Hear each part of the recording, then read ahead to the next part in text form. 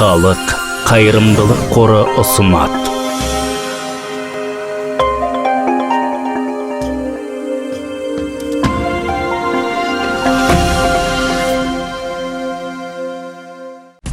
Үш шарғысы бар тұрақты тоқ электр қозғалтқышы электр әлеміндегі ең бірегей өнер табыстарының бірі болып табылады.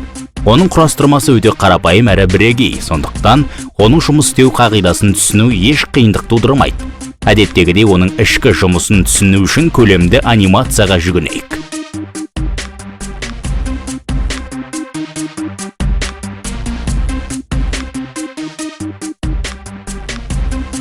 Біз көріп отырғандай тұрақты екі магнит статорды құрайды, ал ротор үш полюсті болып табылады.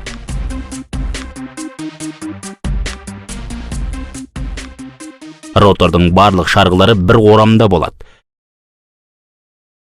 Электр тоғының қозғалысын қарап отырып, орамдардың жұмысын түсінуге болады. Ротордың шарғысы үлгіде көрсетілгендей коллектордың үш сақинасымен қосылған. Коллектордың әрбір сақинасы шарғылар жұбының ортасында орналасқан. Коллектордың сақиналарына қос шөтке арқылы тұрақты тоқ беріледі. Бұның қалай жұмыс істейтінін қарап көрейік. Осындай электр қозғалтқыштың жұмысын қарапайым электромагниттік индукция арқылы оңай түсіндіруге болады. Бұл кернеу астындағы шарғының үлгіде көрсетілгендей электромагнитті болып шығатынын білдіреді. Қол бұрғы ережесі арқылы осындай электромагниттің бағытын оңай болжауға болады.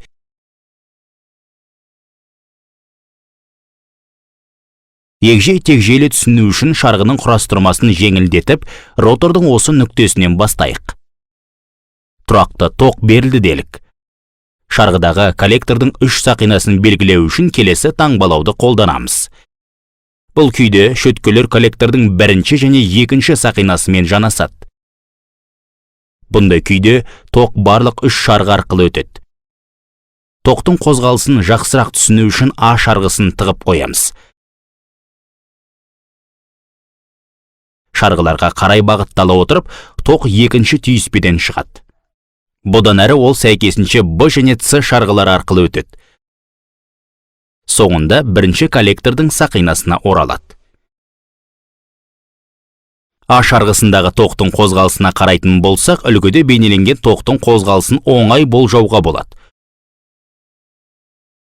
Қол бұрғы ережесінің көмегімен әрбір шарғының магнитті полярлығын оңай болжауға болады.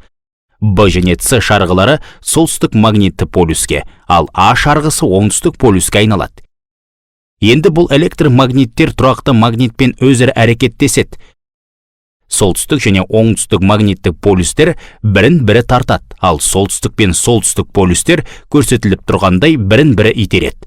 Бұл үлгіде көрсетілгендей роторды айналуға мәжбүрлейді. Бірақ ротор айналған кезде шөткелер коллектордың өзге сақиналарымен байланысқа түседі. Бұл ротордағы тоқ қозғалысының бағытын толығымен ауыстырып, роторды әрі қарай айналуға мәжбүрлейді. Осындай конфигурация кезінде не болатынын қарастырып көрейік. Жаңа конфигурацияда теріс байланыс коллектордың бірінші және үшінші сақиналарын біріктіреді. Яғни бірінші және үшінші сақиналардағы кернеу бірдей болады.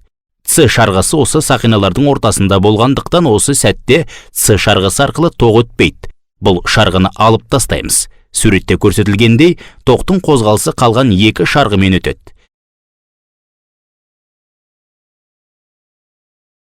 Енді шарғы оңтүстік, ал Б шарғысы солтүстік магнитті полюс ретінде әрекет етеді.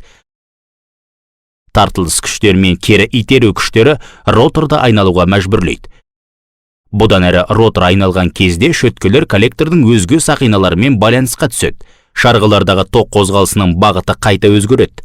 Ротордың тұрақты айналып тұруын қамтамасыз ете отырып, процесс қайталанады. Кейбір техникалық құрылғылардың сырттай қаншалықты күрделі болып көрінетіні қызықты. Қарағаныңыз үшін рахмет.